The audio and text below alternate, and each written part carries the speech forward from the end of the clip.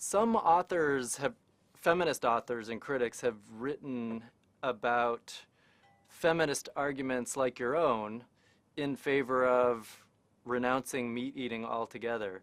And they've worried that this one-size-fits-all approach neglects the fact that some demographics, some populations, oftentimes women, maybe women who are pregnant or women who are lactating or women who are not able to afford the somewhat more expensive vegan entree, are made to feel bad or like second-class moral citizens by these ideals put out by, say, vegans or vegetarians that say we should just totally resist the use of animal products altogether, often for feminist reasons.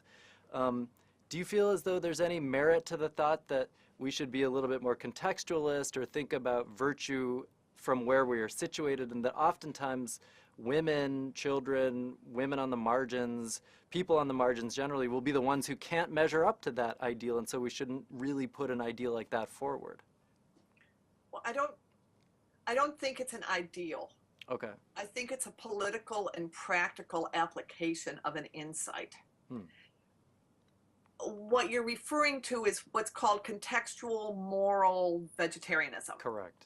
That we look and make decisions based on our context. So I'm thinking of people like Catherine Paxton George, but also Dean Curtin or Christina Van Dyke at Calvin College, making that kind of argument. What Dean Curtin has articulated and what Catherine Paxton George has articulated are completely different. Okay. Catherine Paxton George's methodology was wrong. Mm-hmm. Her use of feminist sources was erroneous. So there's no comparison. Okay, so I'm just going to put her off to the side. All right. She's the one who's claimed this. There's a vegan ideal. She's been disproved over and over again. And call me for another hour if you want to do that. Gotcha. Dean Curtin articulated this idea of contextual moral veganism as part of an ecofeminist theory. Right. And there's some recent work that's saying, let's look at this contextual moral veganism and say when it's not applicable. Because actually, contextual moral veganism is something that many of us can adopt. One of the things we miss when we start talking about veganism as an ideal, or that we're holding people to something, we're already holding people to something. We've already been living in a world where one size fits all, and it was called the 4 basic food groups, and then the food pyramid. That was one size fits all. And what did it do? The 4 basic food groups, which we had till the 1990s, 50% of those foods were dairy and meat. And yet, we know that meat consumption is related to 6 out of 10 of the leading causes of diseases in the United States. So we were creating a diet that was setting people up for certain cancers, heart disease, and yet here we have this one-size-fits-all diet. In addition, the majority of people in this world are lactose intolerant. The majority of people who are not lactose intolerant, they're the ones who gave us the philosophy that's created the sexual politics of meat. The white, Western, Euro-American male. They're the ones who don't suffer consequences for eating dairy. And yet we had a one-size-fits-all pyramid that recommended dairy. One of the most interesting things is that vegan groups and the NAACP together sued the USDA for the food pyramid for imposing dairy products on people who are lactose intolerant.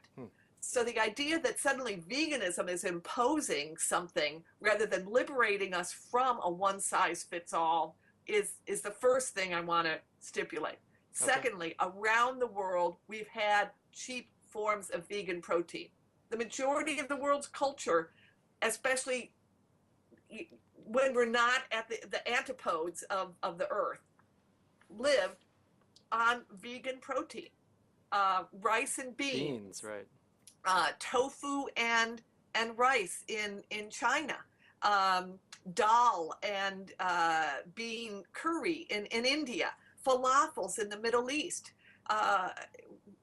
Even the women of the 19th century who smelled the meat but had to eat vegetables because they thought the man needed the meat. Around the world, we've had vegan protein. It's the cheapest form of protein. This idea that veganism is expensive and unattainable is the myth. But I would say this.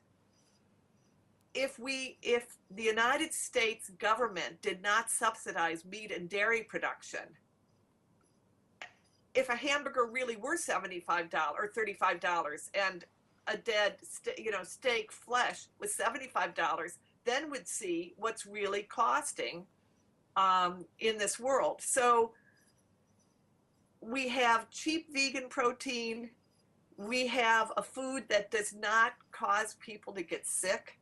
We have a huge variety of proteins. You don't have to eat soy. You don't have to have flour if you can't stomach flour. There's such a wide variety. Then we come along with the paleo diet. Somehow the paleo diet is supposed to liberate us. Right.